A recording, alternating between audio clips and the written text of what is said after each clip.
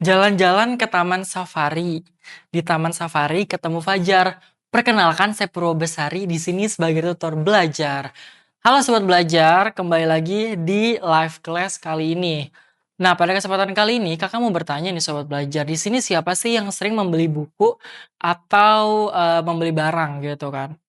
Nah, sebelum membeli barang pasti kan ada yang namanya, pembungkusnya ya sobat belajar ya. Apakah pembungkusnya itu, bagus atau enggak gitu kan dan juga untuk menjaga barangnya. Nah, tapi sobat belajar pernah nggak sih membeli barang, tapi karena, terlihat, bagus ketika lagi dibungkus gitu sobat belajar. Jadi bungkusnya yang membuat sobat belajar, menarik untuk membeli barang tersebut gitu. Nah, hal itu ternyata mempengaruhi sobat belajar kalau ternyata bungkusnya itu atau yang membalut itu tuh juga mempengaruhi apa yang ada di dalamnya gitu kan, membuat pembeli mau membelinya.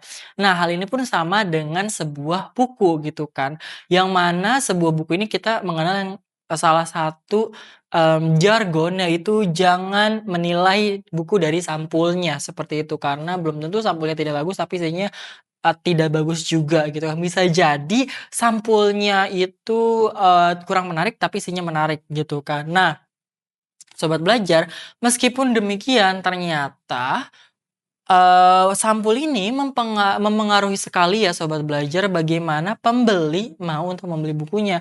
Dengan sampul yang menarik tentu saja kita akan jadi minat untuk membeli buku tersebut, juga antusias untuk membeli buku tersebut ya sobat belajar, oke? Nah, coba ini Kakak ada contoh beberapa sampul buku yang tulis bukunya ditulis oleh beberapa penulis terkenal. Contohnya adalah Rindu karangan Terelie gitu kan. Lalu juga ada Tenggelamnya Kapal Van der Wijk dan yang di sebelah kiri Kakak adalah Laskar Pelangi. Coba sobat belajar bandingkan, misalnya kalau dari pemilihan warna tentu saja yang paling, berwarna yaitu adalah Kapal Van der Wijk, Tenggelamnya Kapal Van der Wijk dan juga Laskar Pelangi, iya kan sobat belajar? Nah, namun belum tentu ya meskipun ini tidak terlalu banyak warna isinya juga tidak menarik gitu kan. Nah, tapi bagaimana kasusnya kalau misalnya sampulnya menarik sobat belajar namun isinya kurang menarik. Nah, apa yang akan sobat belajar lakukan misalnya sampulnya menarik, tau-taunya isinya, kurang menarik gitu kan sobat belajar ya. Nah, yang pasti kita akan menjadi kesal gak sih sobat belajar karena merasa terbohongi dengan sampulnya seperti itu. Nah, supaya kita tidak terbohongi sobat belajar, kita bisa nih membaca resensi dari penulis mengenai buku tersebut.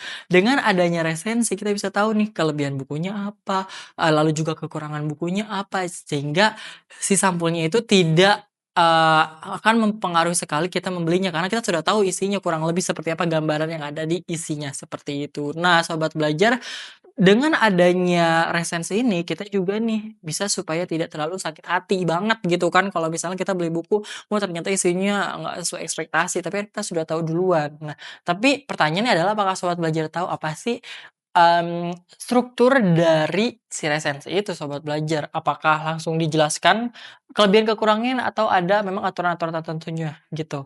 Nah, untuk itu Kak Puro di sini akan menjelaskan mengenai materi tersebut. Oke, jangan kemana-mana ya sobat belajar, karena belajar sekarang mudah, ayo belajar. Jangan lupa belajar, karena sekarang belajar itu mudah. Ayo belajar! Halo sobat belajar, kembali lagi bersama Kak Puro Besari. Nah, tadi Kak Puro sudah sedikit menyinggung mengenai teks resensi itu sendiri. Apa sih, unsur-unsur atau struktur yang terdapat di teks resensi itu? Apakah kita boleh langsung membuat struktur dari teks resensi itu atau kita harus mengikuti aturan-aturannya gitu kan. Yang pertama bagian awal itu isinya apa, pembukaannya apa, lalu bagian tengah-tengah dan bagian terakhir itu penghubungnya apa saja, seperti itu atau bagaimana. Nah, pada kesempatan kali ini Kakak akan membahas dan mengulas mengenai hal itu ya. Jadi sobat belajar harus memerhatikan apa yang Kakak jelaskan. Nah, tapi sebelumnya Kak Puro akan memberikan, informasi mengenai apa yang akan kita pelajari pada kesempatan kali ini dan yang sudah kita pelajari.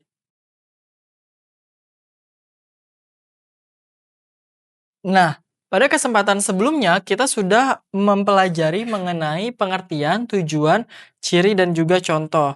Nah, jadi kita akan memberikan checklist ya. Nah, sudah kita pelajari nih. Lalu pada kesempatan ini kita akan mempelajari apa sih? Nah, pada kesempatan kali ini kita akan mempelajari mengenai struktur, lalu di, kesempatan berikutnya atau pertemuan berikutnya Sobat Belajar akan mempelajari mengenai kaidah dan juga langkah-langkah teks resensi. Jadi sangat menarik banget kan Sobat Belajar, ayo tetap memerhatikan live class seperti ini khususnya yang Kak Purwo akan sampaikan, seperti itu. Oke, nah kita langsung masuk ke, struktur dari teks resensi. Wah, ternyata Sobat Belajar strukturnya itu terdiri dari 5 bagian nih Sobat Belajar nih, ada teks resensi itu. Yang pertama adanya identitas, orientasi, sinopsis, lalu ada juga analisis dan juga evaluasi. Nah, Sobat Belajar ada yang tahu bagian-bagian tersebut gitu kan apa saja. Dan pada kesempatan kali ini Kak Purwo akan juga memberikan contoh langsung dengan resensi dari buku Negeri Lima Menara. Ada yang sudah pernah membacanya Sobat Belajar? Buku Negeri Lima Menara, ada yang sudah pernah atau belum tahu begitu kan, apa sih isinya Negeri Lima Menara ini gitu kan. Nah, buku yang dikarang oleh Ahmad Fuadi ini salah satu buku yang populer dan juga sampai difilmkan dan dibuat filmnya ya, yang sama dengan judul novelnya itu Negeri Lima Menara, seperti itu. Yuk kita cari tahu apa saja struktur dari resensi itu sendiri, teks resensi itu sendiri ya. Nah, yang pertama adalah identitas karya. Nah, Sobat Belajar, sebagaimana yang telah Kakak jelaskan di pertemuan sebelumnya, Kak Purwo mengatakan kalau misalnya resensi itu bukan hanya untuk buku ya, tapi juga untuk karya gitu kan. Karyanya umumnya terdiri dari buku, lalu juga ada film dan juga ada artikel atau tulisan. Jadi bisa dibuat resensi. Jadi seperti itu. Nah, pada kesempatan kali ini Kak Purwo akan membuat atau memberikan contohnya melalui buku gitu kan, supaya lebih dekat dengan kita sebagai seorang pelajar, seperti itu. Oke, nah di identitas karya ini namanya juga identitas ya, mengenalkan gitu kan, siapa sih, orang ini gitu kan. Nah kalau misalnya di karya, kita harus mengenalkan, apa sih karya ini, siapa yang membuatnya, dan lain sebagainya. Kalau misalnya di buku identitas karyanya itu tadi dari judul, pengarang, penerbit, tahun terbit, lalu tebal halaman, nah yang terakhir adalah harga. Nah, harga di sini juga bisa, tidak tidak mutlak ya Sobat Belajar, bisa ada, bisa tidak, atau tentatif. Nah, dari judul tentu saja kita harus tahu dong ini buku apa sih gitu kan, jadi judulnya harus dituliskan. Untuk pengarangnya sendiri penting banget gitu kan, supaya kita tahu siapa sih yang membuat karya ini atau buku ini, seperti itu ya Sobat Belajar, oke? Dan yang ketiga adalah penerbit. Nah, ini juga penting sekali nih Sobat Belajar. Kira-kira siapa sih yang menerbitkan buku ini gitu kan. Kenapa hal ini penting? Supaya kita tahu bagaimana kualitas dari penerbitan tersebut gitu kan. Bisa lihat dari hasil cetakannya kah, lalu juga hasil penjilidan dan lain sebagainya. Seperti itu. Nah, tahun terbit juga kita harus mencantumkan nih Sobat Belajar, tahun terbit dari si buku. Apakah buku ini diterbitkan di tahun 1950, 70, 2000, 10, 12, atau tahun berapa, seperti itu. Lalu selanjutnya ada tebal halaman, ini juga karena namanya juga identitas ya, kita harus tahu nih, tebal halaman itu kalau misal di manusia itu seperti tinggi dan berat badannya, seperti itu. Jadi kita harus bisa memberikan informasi mengenai si buku itu secara fisik, seperti itu. Dan yang terakhir adalah harga buku. Nah, harga buku ini kita juga bisa memberikan informasi kepada pembaca supaya mengetahui berapa sih harga buku yang dibanderol untuk, satu buku atau karya ini, seperti itu. Nah, kita akan lihat contohnya ya. Nah, ini dia contoh dari identitas karya yaitu novel Negeri Lima Menara. Nah, di sini kita bisa melihat ya Sobat Belajar, judul novelnya adalah Negeri Lima Menara gitu. Dan di sini ada tambahan judul resensi novel. Jadi judulnya juga, sama dengan bukunya. Maksudnya apa nih Kak judul resensi novel? Nah Sobat Belajar juga bisa misalnya membuat judul resensinya tidak sama dengan judul karyanya. Misal judulnya adalah Negeri Lima Menara. Nah, lalu Sobat Belajar ingin membuat judul resensinya berbeda dengan bukunya. Sobat Belajar bisa membuat misalnya menjadi, mmm, cerita pengejar, 5 anak pengejar mimpi gitu kan. Cerita 5 pengejar mimpi.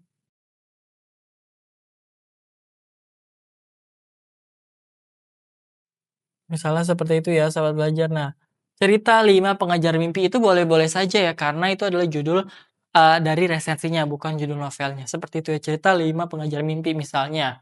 Nah, di sini juga ada pengarangnya nih, yaitu Ahmad Fuady dan penerbitnya adalah Gramedia Pustaka Utama. Diterbitkan tahun 2010 pada bulan Agustus. Nah, kota terbitnya di mana nih? Jakarta. Jumlah halamannya 424 halaman. Nah, sobat belajar, jika dilihat dari informasi ini, kira-kira yang tidak ada apa? Nah, benar sekali ya, di sini tidak ada harga buku ya sobat belajar, harga dan di sini ada kota terbit loh, bahkan di sini ada tambahannya ya kota terbit sementara yang tadi tidak ada. Nah, jadi kalau memberikan identitas diberikan sedetail mungkin dan juga ada minimalnya nih. Yang pertama adalah judul novel, pengarang, penerbit, tahun terbit dan juga jumlah halaman. Seperti itu. Itu yang paling minimalnya ya sobat belajar, oke? Sekarang kita akan berpindah ke bagian kedua. Ada yang ingat sobat belajar setelah bagian pertama adalah identitas, lalu yang selanjutnya di bagian kedua adalah bagian dari apa sobat belajar yang kedua?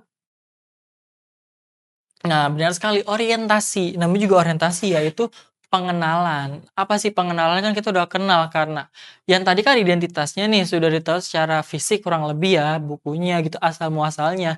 Nah, sekarang kita akan melihat atau mengenal apa isi dari bukunya dan menceritakan tentang apa sih si bukunya itu di bagian orientasi. Nah, di sini bagian mengenai keunggulan buku.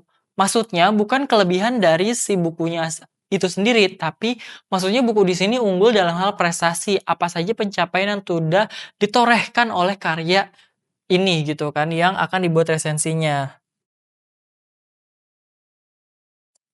Jadi di sini lebih ke prestasi.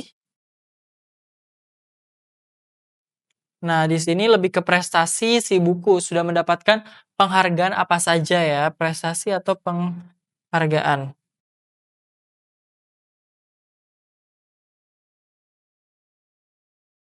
Nah, jadi di sini adalah prestasi atau penghargaan dari si karya itu. Lalu yang terakhir adanya di paragraf pertama, benar sekali namanya juga pembukaan pengenalan ya, biasanya di awal-awal. Jadi memang orientasi ini letaknya di awal paragraf. Yuk kita akan cari tahu seperti apa penempatan dari orientasi ini. Nah, ini dia contoh dari resensi, novel Negeri Lima Menara untuk bagian tadi apa sobat belajar? Orientasi atau pengenalannya ya. Nah, kenapa Kakak cantumkan juga teksnya? Karena ini adalah untuk memberikan contoh dari teks resensi itu sendiri, seperti itu. Kita akan baca ya contohnya. Resensi novel Negeri Lima Menara karya Ahmad Fuady yang merupakan novel bestseller. Nah, di sini Kakak miringkan karena menggunakan istilah asing ya. Menceritakan kisah 5 orang sahabat yang mondok di sebuah pesantren yaitu Pondok Madani atau PM. Nah, mondok itu kegiatan untuk belajar di sebuah pesantren.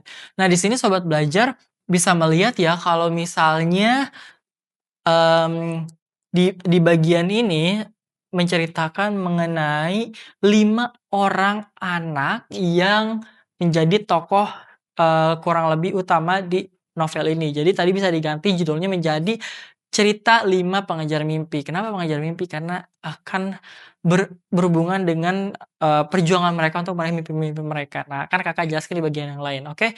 Kakak melanjutkan bacanya.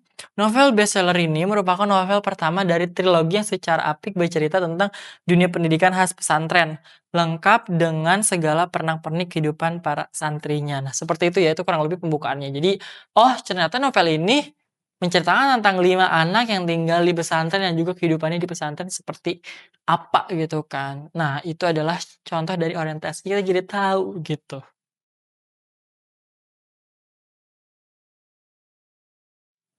Oke, setelah orientasi kita akan masuk ke bagian ketiga yaitu bagian sinopsis. Apa tuh sinopsis? Kak, sinopsis bukannya ini ya, Kak, menjelaskan tentang si bukunya juga itu ya, Kak?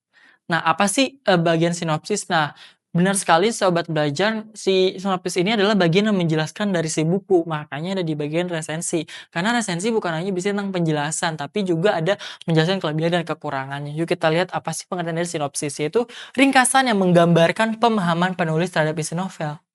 Nah, jadi di sini jelas sekali ya, sinopsis di sini adalah mengenai ringkasan dari pemahaman si penulis tentang isi novel tersebut. Jadi, setelah si penulis menikmati karya, baru dia akan bisa menuangkan si tulisannya, seperti itu. Berisi mengenai penjelasan apa saja yang dijelaskan mengenai alur dan lain sebagainya di karya yang sudah dinikmati, khususnya novel. Kita akan lihat contohnya ya. Nah, ini contoh dari sinopsis yang dibuat oleh seorang penulis. Nah,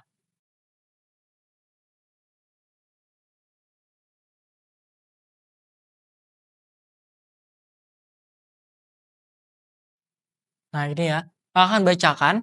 Ali Fikri adalah seorang yang sangat menginginkan sekolah di SMA dan di Bukit Tinggi yang lumayan bagus. Nah, ini adalah contoh dari sinopsis yang ada di bagian esensi. Nah, Alif ini awalnya ingin pergi ke sekolah gitu kan, sekolah bergengsi gitu di Bukit Tinggi. Namun ibunya atau amaknya ingin si Alif ini menjadi seorang ustadz gitu kan, atau pemuka agama dalam agama Islam gitu kan. Akhirnya dia mengurungkan niatnya untuk pergi ke SMA yang unggul di Bukit Tinggi dan pergi ke, pondok pesantren PM seperti itu, pesantren Madani yang ada di cerita atau di Pulau Jawa, sehingga dia harus berpisah dan di sana dia bertemu dengan 4 orang rekannya yang berasal dari daerah yang berbeda, dan di sana mereka sama-sama belajar dan juga mendidik. Dan si Alif ini adalah orang yang memiliki, sifat patuh karena dia mematuhi ibunya sendiri. Nah, ngomong-ngomong sifat patuh gitu kan, ada juga loh Sobat Belajar bagian yang menggambarkan isi dari contoh penokohan dan sebagainya di bagian esensi, di bagian mana itu? Yuk kita cari tahu ya. Jadi kurang lebih seperti itu ya. Jadi di bagian ini setelah pembuat novel atau si pembuat resensi ini membaca bukunya, dia akan menuangkan apa yang telah dibacanya dan yang dia pahami mengenai isi dari bukunya itu. Seperti itu ya Sobat Belajar.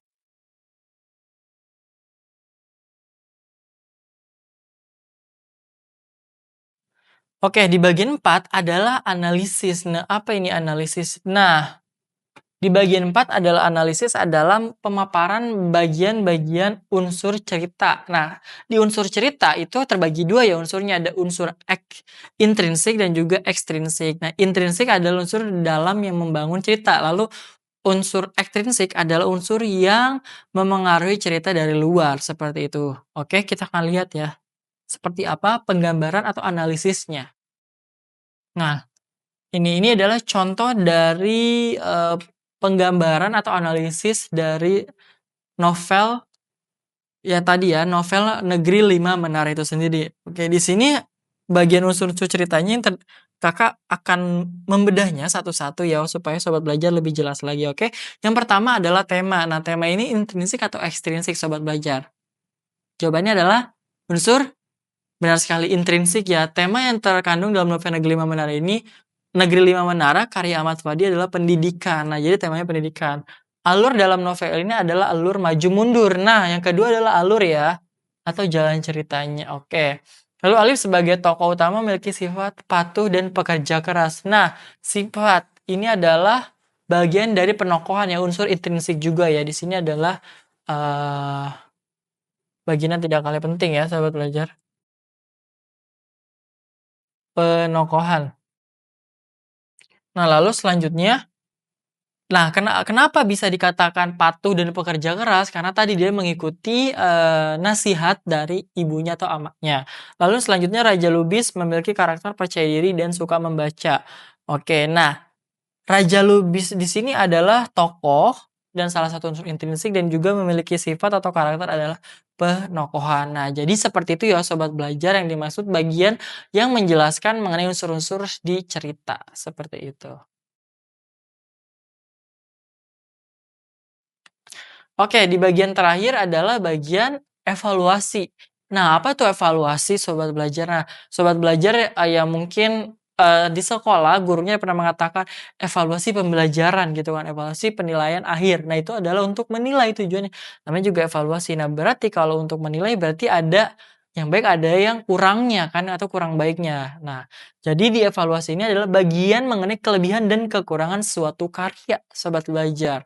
Oke, kita akan lihat ya, apa sih kelebihan dan kekurangan di karya tersebut. Nah, ini adalah contoh dari bagian tadi analisis. Nah, bagian evaluasi, mohon maaf maksudnya. Jadi nama juga bagian evaluasi sehingga memberikan tadi ya, memberikan yang namanya penilaian apa sih kelebihan dan kekurangan. Jadi itu adalah salah satu esensi dari adanya tadi, benar esensi ya. Oke, kelebihan dari novel ini adalah menginspirasi pembaca. Oke, kita akan melihat dan kita menggarisbawahi ya sobat belajar, apa saja yang menjadi kelebihan. Yang pertama, menginspirasi pembaca gitu kan, menginspirasi pembaca untuk menjadi seperti apa, untuk semangat dalam meraih cita-cita gitu dan rasa patuh terhadap orang tua. Nah, berarti ini adalah kelebihan dari unsur yang membangun ceritanya, yaitu unsur intrinsik ya sobat belajar ya, unsur intrinsik.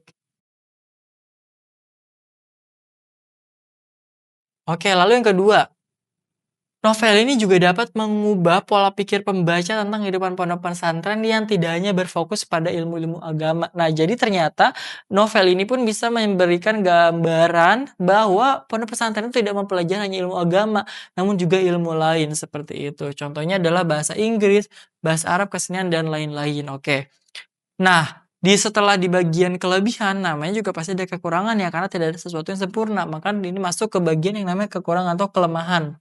Nah, jadi boleh disebut kekurangan buku atau kelemahan buku. Yang pertama adalah dinamika dalam penulis kurang mampu memperlihatkan dinamika. Nah, seharusnya di sini harus bisa dijelaskan lebih detail kurang dinamikanya seperti apa. Kita akan lihat ya di kalimat berikutnya. Klimaks cerita kurang menonjol sehingga para pembaca merasa dinamika cerita sedikit. Nah, di sini dijelaskan ya sobat belajar, yaitu kenapa disebut dinamikanya kurang bisa diperlihatkan itu karena klimaks atau inti permasalahan, puncak permasalahannya itu kurang bisa ditonjolkan oleh si penulis seperti itu. Oke, lalu yang terakhir adalah setelah selesai membaca, pembaca merasa cerita belum selesai setuntas-tuntasnya. Hal ini bisa jadi karena penulis mendasarkan ceritanya pada kisahnya. Jadi ceritanya itu berdasarkan kisah nyata, jadi tidak bisa diceritakan secara utuh. Seperti itu ya, ini jelas kekurangan. Nah, itu dia di bagian namanya evaluasi, seperti itu. Ingat saja namanya juga evaluasi ya sobat belajar, berarti bagian memberikan penilaian.